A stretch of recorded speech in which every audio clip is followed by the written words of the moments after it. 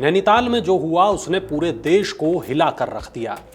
एक 12 साल की मासूम बच्ची के साथ रेप हुआ।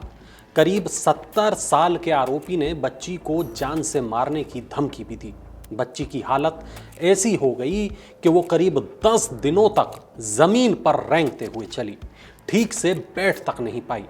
बच्ची के साथ रेप की इस वारदात का जब पब्लिक को पता चला तो गुस्सा फूट पड़ा। लोग सड़कों पर उतर आए।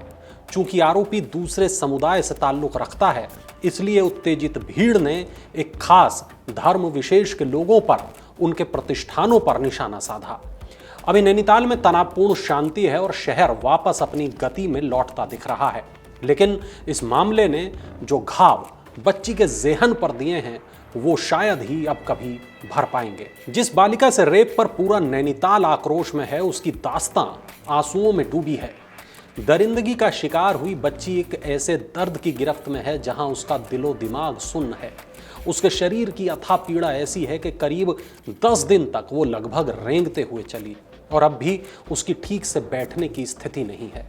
असहनीय पीड़ा की इस हालत में जब हर तरफ से लाचार मां उसे लेकर अस्पताल पहुंची तो वहां भी डॉक्टर का दिल नहीं पसीजा।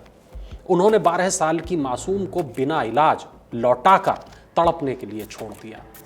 रिपोर्ट बताती है कि 12 अप्रैल को एक महिला की छोटी बेटी शाम को बाजार से सामान खरीदने गई थी। इस दौरान 72 साल के बुजुर्ग ठेकेदार उस्मान ने मासूम को 200 रुपये देने का लालच दिया और अपने साथ अपने घर ले गया। यहां उसने बच्ची के साथ रेप किया। इसके बाद बच्ची की हालत बिगड़ गई। एक तरफ आरोपी की धमकी से वो बदहवास हो गई थी, दूसरी ओर शरीर के असहनीय दर्द ने मानो उसकी जान ही ले ली थी। करीब 10 दिन तक बच्ची घुटनों के बल रेंग कर चलती रही। वो ठीक से बैठ तक नहीं पा रही थी। नानी के पूछने पर भी जब बच्ची ने कुछ नहीं बताया तो बड़ी बहन ने मां को फोन किया और उसे यूपी के संभल से उत्तराखंड के नैनीताल बुला लिया। 23 अप्रैल को मां नैनीताल पहुंची। 2 दिन तक मासूम बच्ची अपनी मां को भी आप बीती नहीं बता पाई। हालत में सुधार नहीं होने पर 25 अप्रैल को मां उसे लेकर हल्द्वानी के महिला अस्पताल पहुंची। यहां ओपीडी का पर्चा भी बनाया गया। आरोप है कि यहां डॉक्टर ने बच्ची की हालत देखकर यह कह दिया कि पहले पुलिस के पास जाओ, उसके बाद ही इलाज होगा। ऐसे में मां अपनी बेटी को बिना इलाज किए ही घर लौटा लाई। परिवार वालों को भले ही बालिका ने कुछ नहीं बताया, लेकिन उसकी हालत देखकर मोहल्ले में उसके साथ अनहोनी की चर्चा आम हो गई थी। इस बीच क्षेत्र की एक महिला ने पुलिस के पास जाने की सलाह दी। वही मासूम की मां को लेकर एक महिला समाजसेवी के पास पहुंची। महिला समाजसेवी और उसकी मां के पूछने पर बच्ची ने पूरी घटना बता दी और मां से लिपटकर खूब रोई।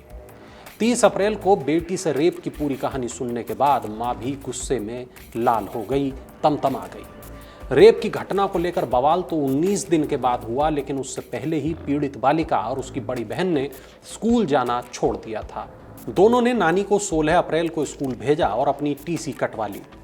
घटना ने बालिका को इतना झकझोर दिया कि वो गुमसुम रहने लगी। आरोपी की ओर से धमकाए जाने के कारण उसने कई बार पूछने के बावजूद भी अपनी बड़ी बहन को कुछ नहीं बताया। उसकी हालत देखकर बड़ी बहन भी परेशान रहने लगी। तभी बहन ने नानी को बुलाया और स्कूल ना जाने की बात उनसे कही। इसके बाद नानी ने स्कूल जाकर दोनों की टीसी कटवा ली थी। आपको बता दें कि इस मामले में उसकी मां की ओर से रिपोर्ट दर्ज कराई गई है। इसमें कहा गया कि ठेकेदार उस्मान बच्ची को बाजार से अपने घर ले गया और वहां गैराज में खड़ी कार में उससे दुराचार किया। विरोध करने पर चाकू दिखाया, बच्ची के मुंह पर कपड़ा बांध दिया। घटना बताने पर पूरे परिवार को खत्म करने की धमकी दी। तहरीर में मां ने यह भी बताया कि उसकी पहली शादी से 2 बेटियां हैं जो एक निजी स्कूल में कक्षा 7 और 8 में पढ़ती हैं। महिला की दूसरी शादी 2016 में यूपी के संभल जिले में हुई है। यहां रह रही बच्चियों की देखरेख के लिए वो संभल से आती जाती रहती है। उसने आगे ये भी बताया कि पिछले कुछ दिनों से वो संभल में ही थी। उसकी छोटी बेटी 12 अप्रैल की शाम बाजार से सामान खरीदने गई थी। और वहीं से ठेकेदार उस्मान उसको लालच देकर पैसों का अपने साथ अपने घर ले गया और फिर गैराज में खड़ी कार में बच्ची के साथ उसने रेप किया। लड़खड़ाते हुए पीड़िता जब अपने घर पहुंची तो बड़ी बहन ने इसकी वजह पूछी। इस पर वो कुछ नहीं बोल पाई। कुछ दिन तक वो गुमसुम रहने लगी तो बड़ी बेटी ने पहले नानी को बुलाया, इसके बाद माँ को फोन करके बुलाया। माँ ने बच्ची से पूछा तो उसने घटना की जानकारी दी। तब उन्होंने मल्लीताल कोतवाली पहुंचकर रिपोर्ट दर्ज कराई। रेप के आरोपी ठेकेदार उस्मान के खिलाफ रेप और आपराधिक धमकी की धाराएं और पॉक्सो एक्ट की धारा 3 और 4 के तहत मुकदमा दर्ज किया गया है। इस मामले में नैनीताल की जिलाधिकारी वंदना ने अमर उजाला से कहा कि बच्ची को प्रशासन की ओर से हर संभव मदद दी जा रही है। अगर बच्ची के इलाज में लापरवाही की गई है तो ओपीडी पर्चे के आधार पर डॉक्टर को चिन्हित किया जाएगा और जांच के बाद नियम के मुताबिक कार्रवाई की जाएगी।